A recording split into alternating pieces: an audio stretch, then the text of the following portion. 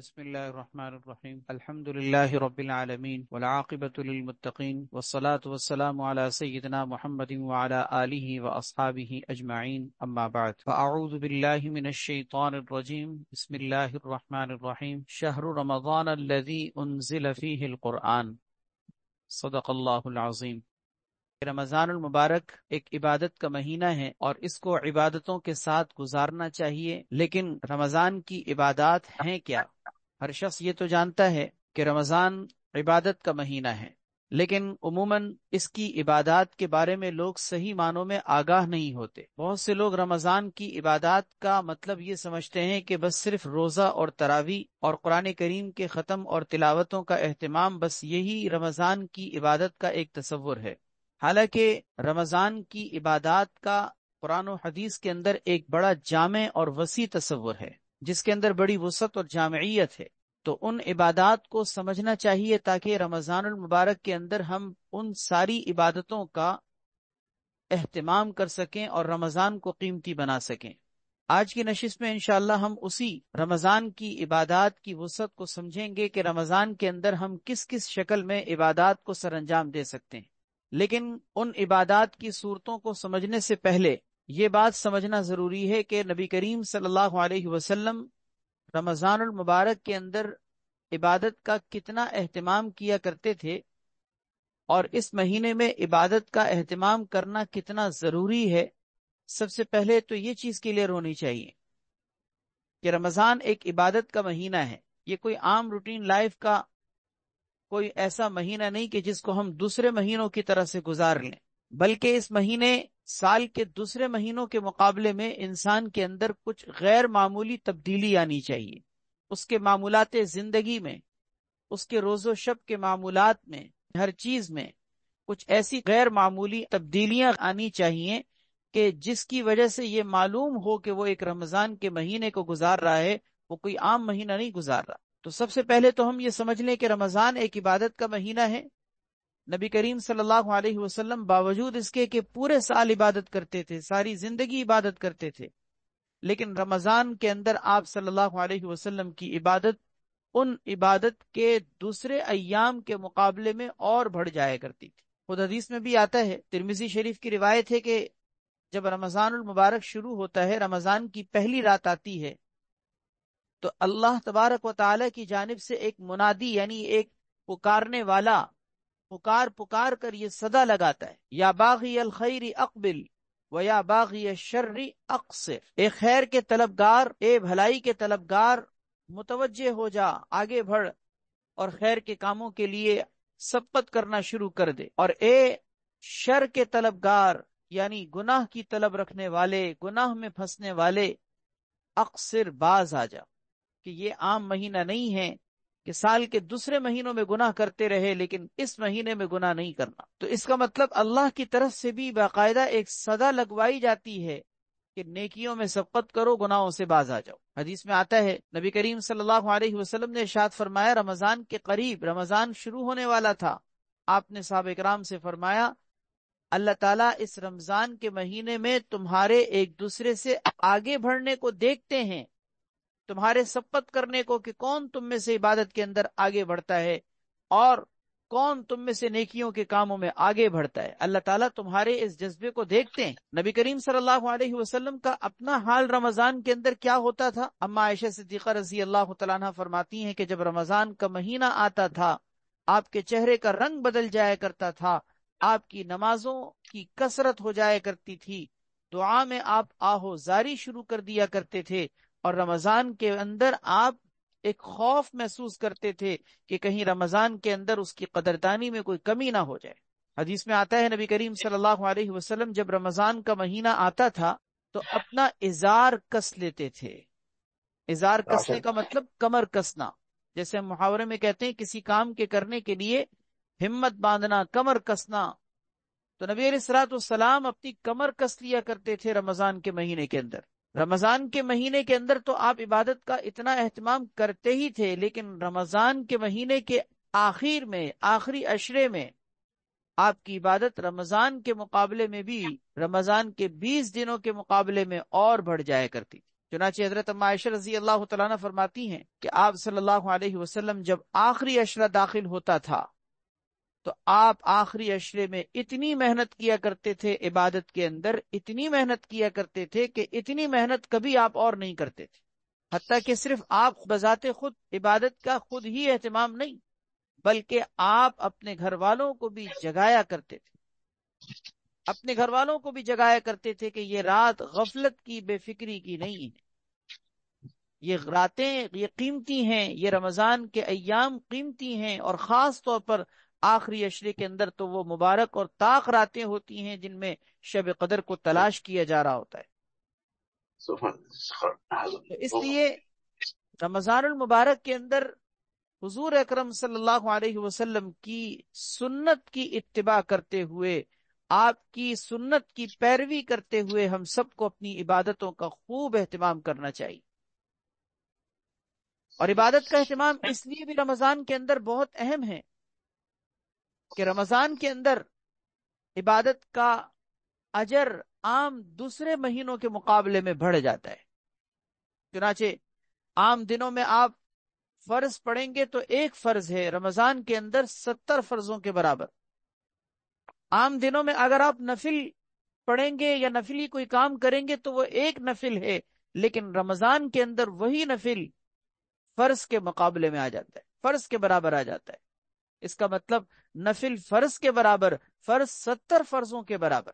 تو جس مہینے میں ایسا انعامی پیکج لگا ہوا ہو، انعامی سیل لگی ہوئی ہو، نیکیوں کے بہار کا موسم چل رہا ہو، ایسے موقع کو غنیمت جاننا چاہیے۔ کم وقت کے اندر انسان رمضان کے اندر زیادہ سے زیادہ آخرت کے ذخیرے جمع کر سکتا ہے۔ تو اس لیے رمضان کا مہینہ سب سے پہلی بات تو یہ سمجھنی چاہیے کہ عبادت کا مہینہ ہے، غفلت کا نہیں ہے۔ یہ راتوں کو کھڑے ہونے کا، قرآن کریم کی تلاوت کا، دن اور رات کو قیمتی بنانے کا مہینہ ہے، یہ عام رمضان کا مہینہ نہیں ہے۔ یہ بات جب سمجھ میں آ گئی تو اب اگلی بات اہم جو آج کی اصل بات ہے کہ رمضان کے اندر عبادات کس طریقے سے کی جاتی ہیں، رمضان کے اندر عبادات کن کن شکلوں میں ہمارے سامنے قرآن و حدیث کے اندر پیش کی گئیں۔ اس کو بنیادی طور پر علماء نے 3 حصوں میں تقسیم کیا ہے کہ رمضان کے اندر عبادات کی 3 قسمیں ہیں۔ ایک قسم ہے جس میں کاموں کے کرنے کا اہتمام ہوتا ہے، اعمال کے کرنے کا اہتمام ہوتا ہے، خیر کے کاموں کے کرنے کا اہتمام ہوتا ہے، مثال کے طور پر روزہ رکھنا، تراویح پڑھنا، نماز پڑھنا، اسی طرح ذکر کرنا، تلاوت کرنا، صدقہ خیرات کرنا، اعتکاف کرنا، شب قدر کو تلاش کرنا، شب قدر کو پانے کے بعد اس کا اہتمام، خوب اہتمام، عبادت کی خوب کثرت کے ساتھ اس رات کو گزارنا۔ اسی طرح اس رمضان کے مہینے کے آخر میں، رمضان کے مہینے کے آخر میں اپنے روزوں کی تلافی کے لیے صدقہ فطر ادا کرنا۔ پھر رمضان کے مہینے کے اختتام پر عید سے پہلے جو رات جس کو ہم چاند رات کہتے ہیں، اس چاند رات کو بھی عبادت کا اہتمام کرنا، یہ پورے رمضان کے اندر کرنے کے اعمال ہیں جن سے رمضان المبارک قیمتی بنتا ہے۔ رمضان المبارک کے اندر ان سارے کاموں کے اندر اپنے اپنے ایسے فائدے رمضان کی حیثیت سے ذکر کیے گئے ہیں کہ ان میں سے ہر ایک ایک فائدہ ایسا ہے کہ جس پر انسان اپنی تھکا دینے والی عبادت بھی کر کے اس کو پالے تو سودا کوئی مہنگا نہیں ہے۔ مثلاً حدیث میں رمضان المبارک کے اندر روزے کے کتنے فضائل ہیں، تراویح کے کتنے فضائل ہیں، اسی طریقے سے رمضان کے اندر اعتکاف کرنے کے کتنے فضائل ہیں، شب قدر کے کتنے فضائل ہیں۔ اگر ان فضائل کو ذکر کرنا شروع کر دیا جائے تو اس کے لیے تو ایک مستقل لمبا وقت چاہیے۔ ابھی جو میں عرض کر رہا ہوں، جو بات سمجھنے کی ہے وہ یہ کہ یہ ساری عبادتیں، ان کے فضائل احادیث کے اندر بیان کیے گئے ہیں، ہمیں شوق دلانے کے لیے، ہمیں رغبت دلانے کے لیے، ہمارے دلوں میں ترغیب پیدا کرنے کے لیے کہ ہم ان اعمال کا اہتمام کریں۔ رمضان کا صدقہ افضل ترین صدقہ ہے۔ رمضان کے اندر قرآن کریم کی تلاوت اللہ کے نبی صلی اللہ علیہ وسلم کا طریقہ ہے۔ آپ رمضان کے اندر جبرائیل امین علیہ الصلوۃ والسلام کو قرآن سنایا کرتے تھے۔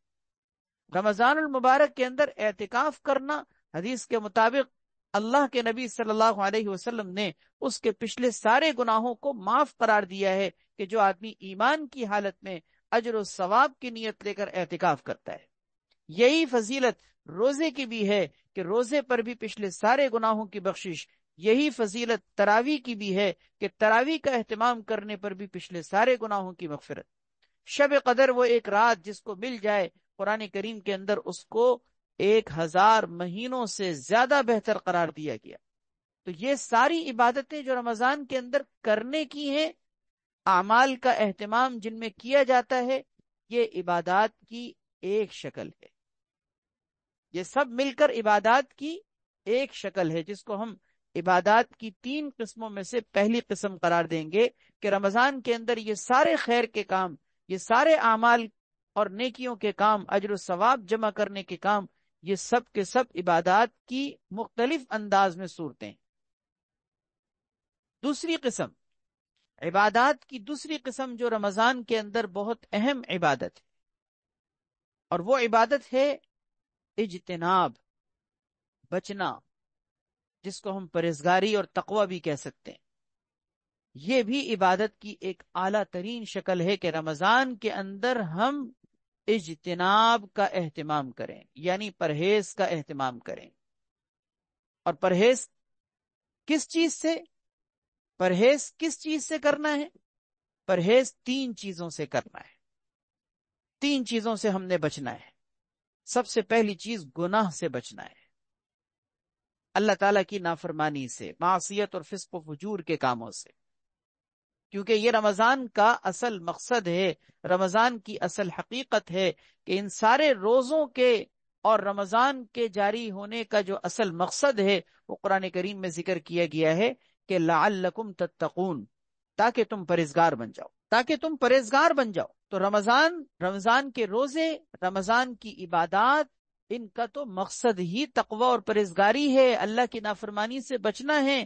جو شخص رمضان کے روزے رکھنے کے باوجود گناہ کی عادت نہ چھوڑے، اللہ کی نافرمانیاں اس کی زندگی سے نہ ختم ہو، تو پھر روزوں کا، رمضان کا تو مقصد اس کو حاصل نہیں ہوا۔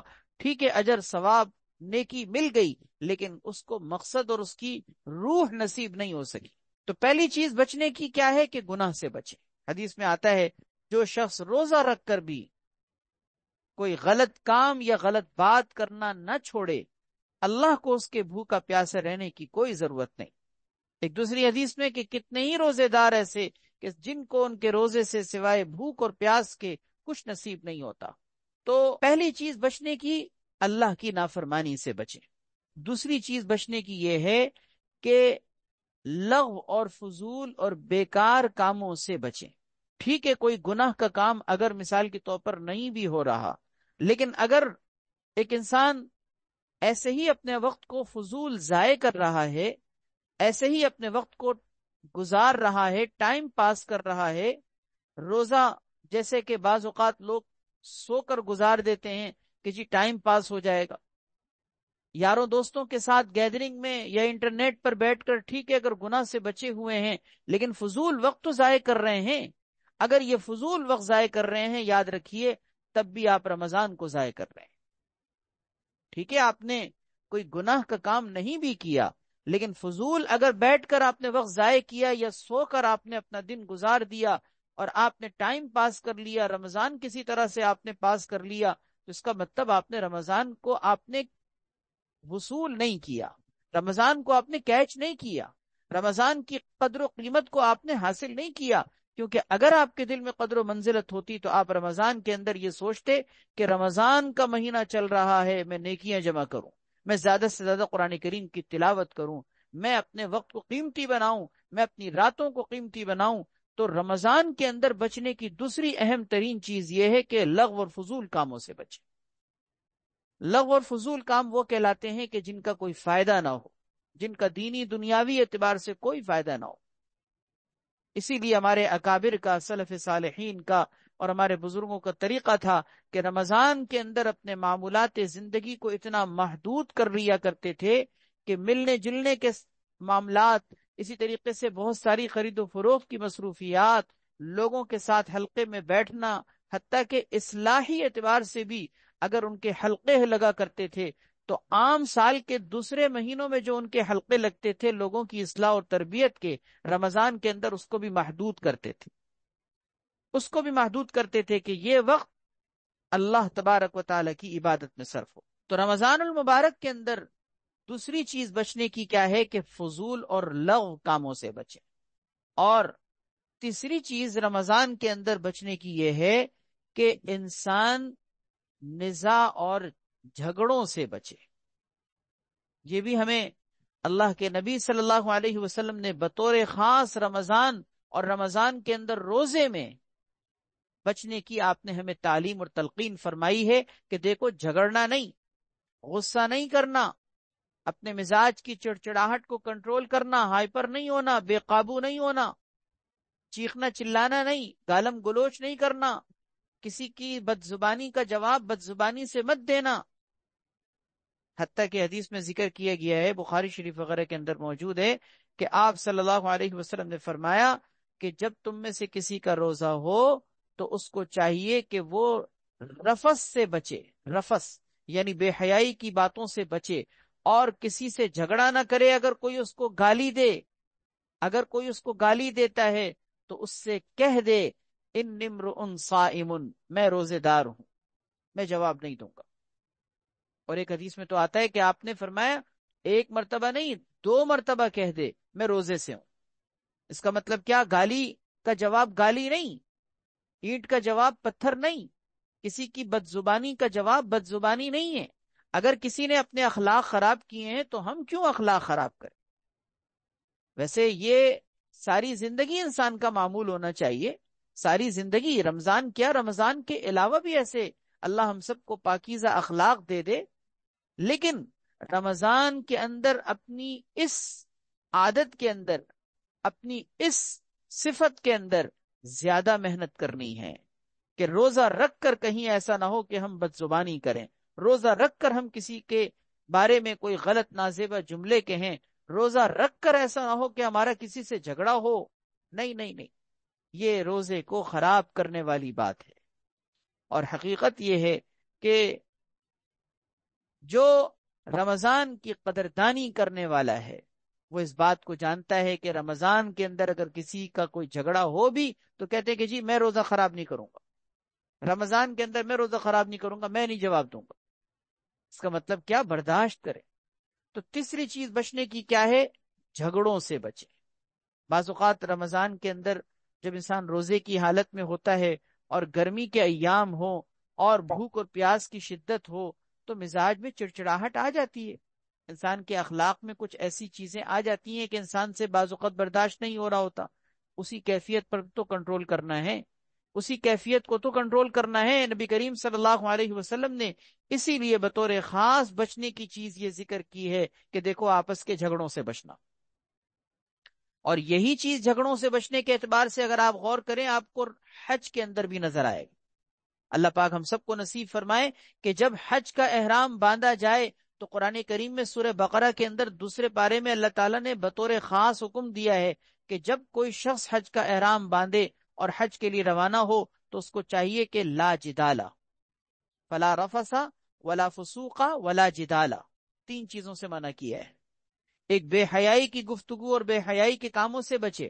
دوسری چیز یہ ذکر کی ہے کہ ہر قسم کی نافرمانیوں اور اللہ کی نافرمانی کے کاموں سے بچے۔ اور تیسری چیز بطور خاص قرآن کریم میں اللہ تعالیٰ نے ذکر کی ہے کہ باہمی جھگڑوں سے بچے،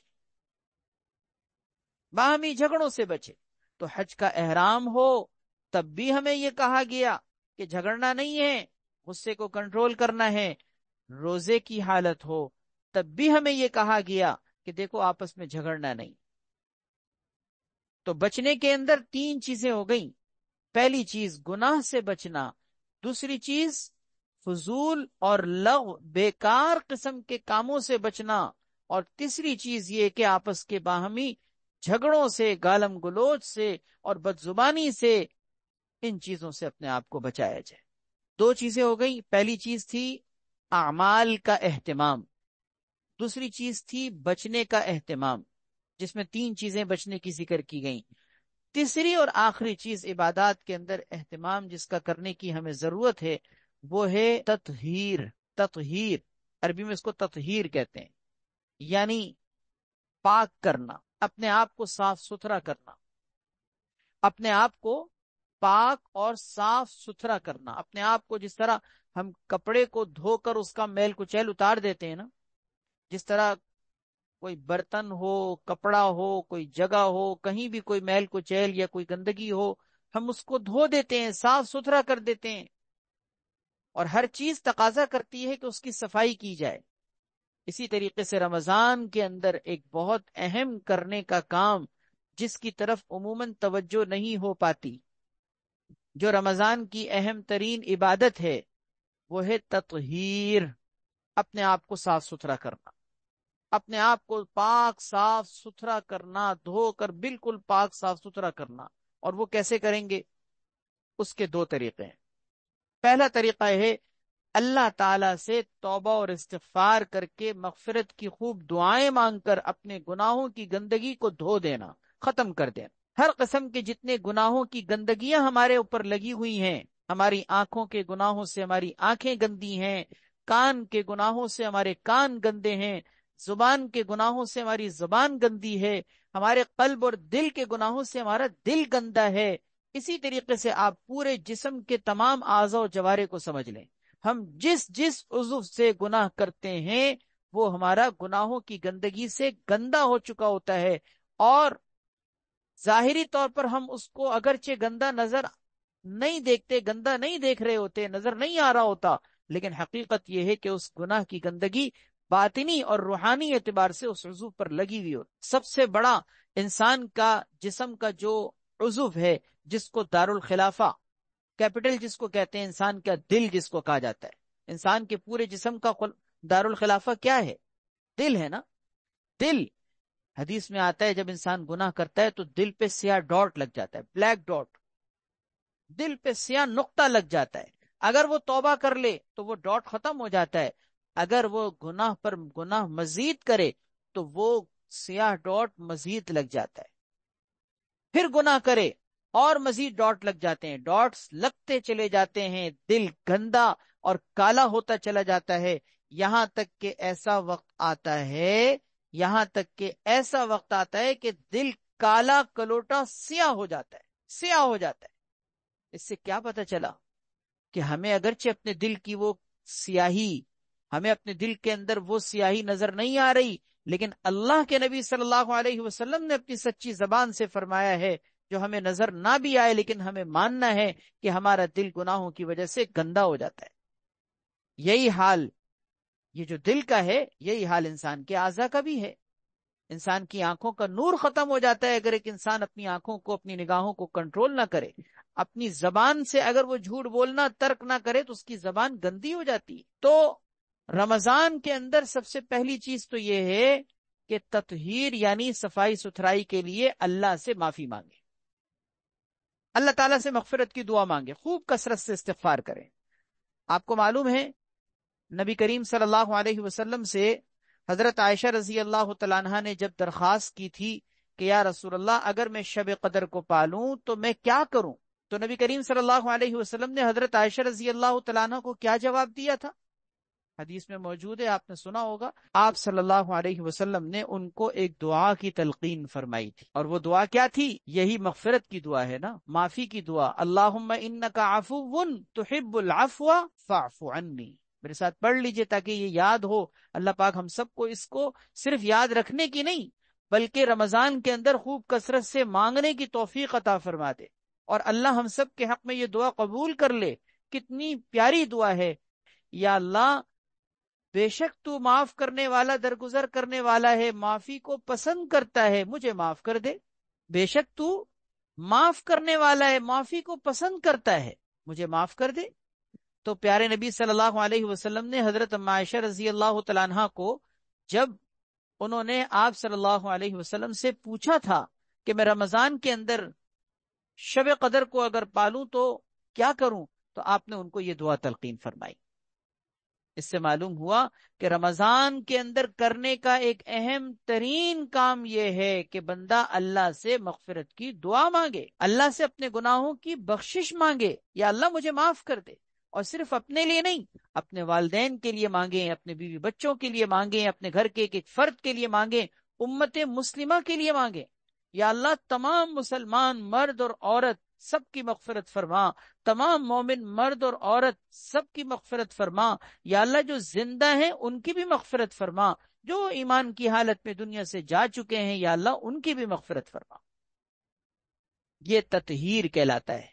یہ عمل کیا کہلاتا ہے؟ تطہیر، یعنی اپنی صفائی ستھرائی کرنا، اپنے آپ کو صاف ستھرا کرنے کا یہ بہترین طریقہ ہے، کیونکہ حدیث کے مطابق اللہ رب العزت اپنے بندے کی توبہ کو قبول کرتے ہیں، اور اللہ تعالیٰ اپنے بندے کی صرف توبہ کو قبول نہیں کرتے بلکہ اس کو اپنا محبوب بھی بنا لیتے۔ تو ایک تو یہ ہے کہ ہم توبہ کریں، استغفار کریں، اللہ سے معافی مانگیں، مغفرت مانگیں، رمضان کے اندر سحری کے وقت میں بھی، افطاری کے وقت میں بھی، اور روزے کی حالت میں بھی، دن میں جب بھی موقع ملے، تلاوت کے بعد بھی، تراویح کے بعد بھی، ہمارے جب بھی ہاتھ اٹھیں تو دیگر دعاؤں کے ساتھ ساتھ ایک دعا ہماری لازمی یہ ہو، یا اللہ مجھے معاف کر دے، میری گردن جہنم سے آزاد کر دے، اللہم انکا عفو تحب العفو فاعف عنی۔ تو ایک تو تطہیر کی یہ صورت ہے کہ ہم توبہ اور استغفار کریں، توبہ اور استغفار۔